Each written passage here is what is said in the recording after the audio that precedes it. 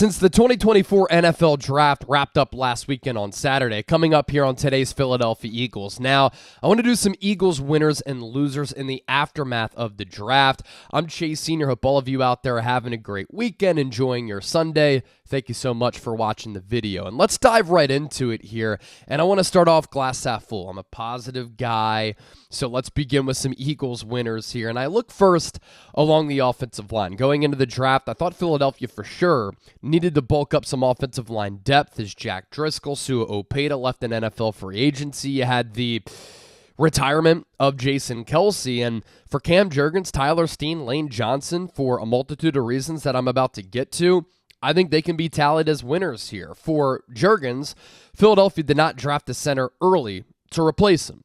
Now, they took Dylan McMahon in the 6th round out of NC State, who's a smaller, athletic center who played well at NC State, has offensive line versatility on the interior, and a pretty cool story. He met up with Jason Kelce, and they met after the Eagles took McMahon in the 6th round, and Kelce looked at him and said, "A smaller, athletic center drafted in the 6th round." I'm very familiar with that type of story. Of course, Kelce ended up becoming the best center in Eagles history, one of the best centers of all time, certainly in this generation. And I'm not saying that McMahon is going to be a Jason Kelce player, but that's why Cam Jurgens is a winner here, because I don't think right from the jump he's going to challenge Cam Jurgens to be the starting center for the Eagles here in 2024. I thought that 2 years ago, after Philadelphia took Jurgens in the 2nd round out of Nebraska, a prospect who was handpicked by Jason Kelce, who helped Howie Roseman scout and draft the position, he looked good when he played in the preseason.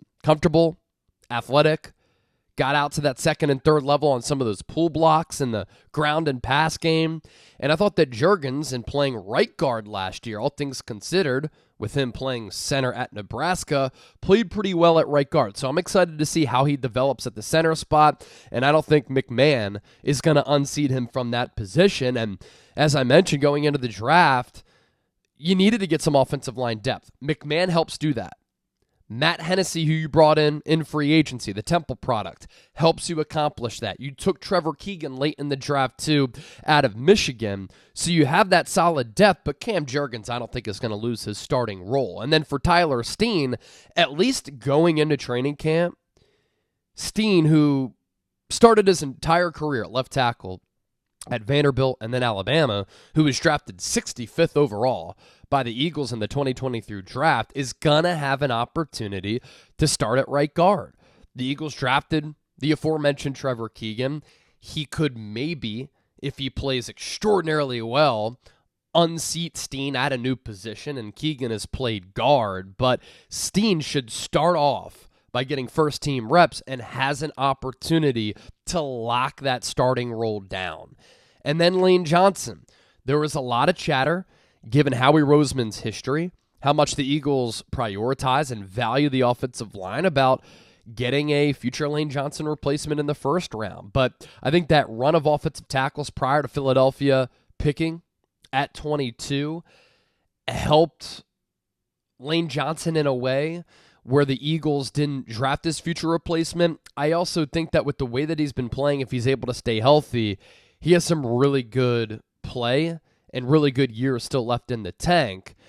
And I didn't think that you needed to necessarily get a Lane Johnson replacement for 2024. Why not take a player like Quinion Mitchell, who fell into your lap, and then you double up in the secondary. You go Cooper DeJean in the 2nd round. Those players, as compared to a tackle, help improve your football team for 2024 in this Super Bowl window. So yes, Lane Johnson is getting a little bit older. He does have a little bit of an injury history, but Philadelphia electing to not go that route and draft a Tyler Guyton, who the Cowboys took a few picks after Quinion Mitchell, to be that future replacement for him at that right tackle spot. Another winner here, Eagles offensive coordinator Kellen Moore. He's a clear winner. I mean, the weapons that he now has at his disposal to coach and call plays for, Jalen Hurts at quarterback. Hopefully he can rebound from 2023 and turn back the clocks to 2022, and he was terrific. A.J. Brown, Devontae Smith at wide receiver, Dallas Goedert. You signed Saquon Barkley in NFL free agency. You have this offensive line, which even with the retirement of Jason Kelce, I still think is going to be one of the better units in the NFL because you have Jeff Stoutland and a lot of talent there. And then Philadelphia drafts young players like Aeneas Smith, short area quickness, return ability, gadget type of weapon. Johnny Wilson, who is the tallest wide receiver in the National Football League. So you have the smaller and shifty Smith, who you can find ways to incorporate on special teams and on offense from the jump. And then a developmental project with Johnny Wilson, who's a big wide receiver who needs to play bigger. But hopefully this Eagles coaching staff, Aaron Moorhead, the wide receivers coach, is going to be able to bring that out of him. And then the offensive line, starters and depth now, I think is in a really good spot. That's what this Eagles roster needed going into the draft after free agency. And now Kellen Moore is probably looking at the offensive side of the football saying, my goodness, we have a good offensive line that can run block and pass protect. We have a quarterback who's shown he can play at an elite level in Jalen Hurts, a bevy of weapons. He is given full reins to the offense by Nick Sirianni to implement his system, his scheme, his play designs, and his play calling over the stagnant offensive system that we saw from Nick Sirianni and Brian Johnson last year. And what an opportunity for Kellen Moore, whose resume is long and vast. When he was with the Dallas Cowboys, multiple years of them being a top 5 offense and one of the best offenses statistically in NFL history when he first got the job as Cowboys OC. It was a disaster last year with the Chargers, bad head coach in Brandon Staley, Justin Herbert got hurt, weapons were hurt all year. Now he comes to Philadelphia, and what an opportunity for him to prove that he's one of the more elite offensive minds in the NFL. And if you can't play call for this offense with all of these dogs, you got a problem. That's for sure. I'd be elated if I'm Kellen Moore. Vic Fangio and this entire defense, also winners. I imagine Fangio, who's just a football nut, a football guru, a defensive savant, so excited to develop and utilize the likes of Quinion Mitchell and Cooper DeJean. Mitchell, a pass breakup machine with instincts, loves to compete, swagger and confidence, plays with a lot of nastiness, and you're going to be able to put him on an island. You can use him in press man. You can use him off ball. Best cornerback in the draft class, I thought.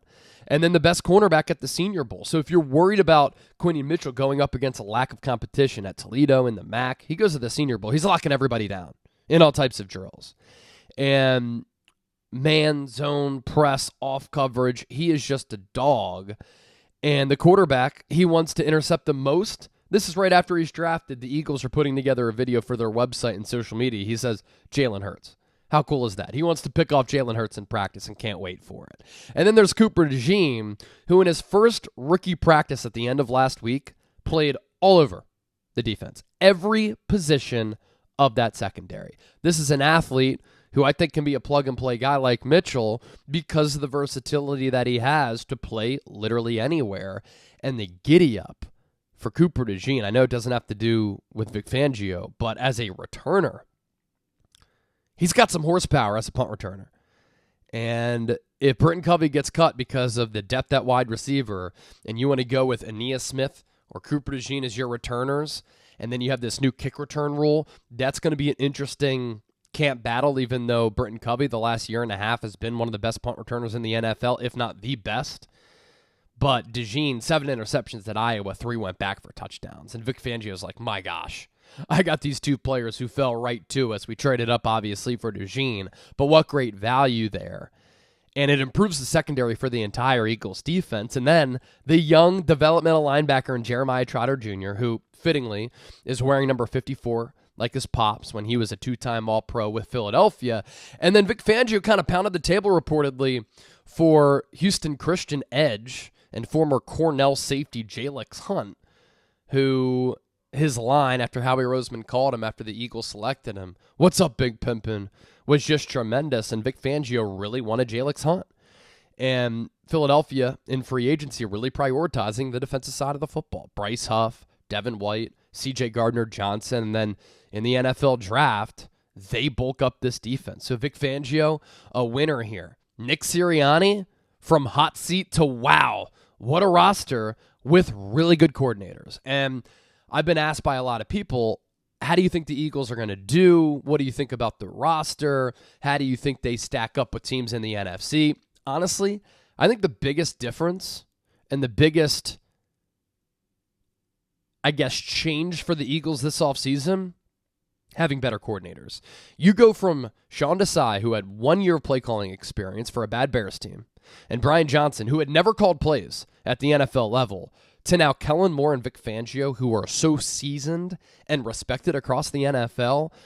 Great hires by Nick Sirianni, and from him almost getting fired, to now the Eagles culture looking to be back in place with this roster stacked. That's good for Sirianni's future.